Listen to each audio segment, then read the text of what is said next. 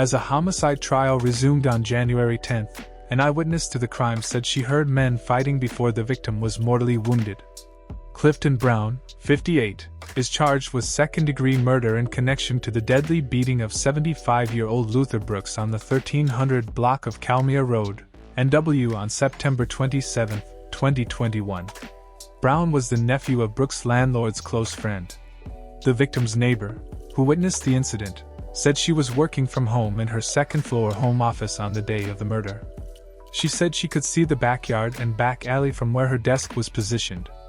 She said around 1:45 p.m., she was sitting at her desk when she began to hear two men fighting and cussing. Somebody was very angry, cussing and very loud, she said. She said she got up from her desk and looked out the window, seeing someone holding a large object and swinging it over his head repeatedly. After they were done swinging, he dropped the object and climbed up the stairs up to the second floor of the home, she said. She said she continued to hear more cussing and rumbling around as if things were being moved around in the apartment. She described the man holding the object as being an African-American man wearing dark clothing. He looked to be in his late 40s, early 50s, she said. Defense lawyer Joseph Fay noted, during cross-examination, that the witness told the grand jury that she thought the man was 6 feet and of medium build. The owner of the residence where the incident occurred testified that the victim lived in the basement of her dwelling for 6 years. According to the owner, she told the victim 6 months before the murder that she was going to sell the house and encouraged him to leave.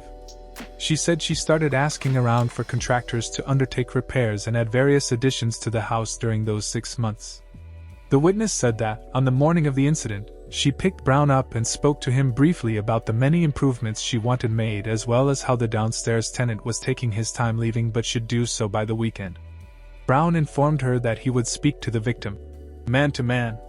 When they arrived at the residence, she gave Browne a tour and talked about the issues that needed to be resolved. She said, a few minutes later she heard a knock on the basement door, followed by what sounded like someone kicking open a door. After that, she could hear arguing and cussing from the basement, so she went downstairs. She said she saw the victim holding a big walking stick and observed him banging it once into Browne's chest. Browne then got on top of the victim, straddling him and repeatedly hitting him. The victim was then brutally struck by Browne while he was on top of him. Browne released the victim and allegedly cried out for assistance. The witness said she contacted 911. The prosecution played the 911 call for the courtroom. We have an elderly man who fell and harmed himself, the witness told the operator. He fell down the stairs, Browne said in the background. The witness confirmed. How many stairs did he fall down? The dispatcher inquired. About 6 or 7, the witness retorted. The witness said she lied because Browne kept reminding her that he was his father's caretaker and that he was also her best friend's nephew. Browne and the witness proceeded to Home Depot, bought supplies, and started working on the house after the EMT had taken the victim to the hospital.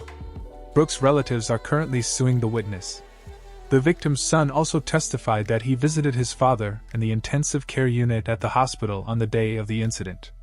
He was in a bad state, he said. He had to get emergency surgery on his skull, so his head was swollen.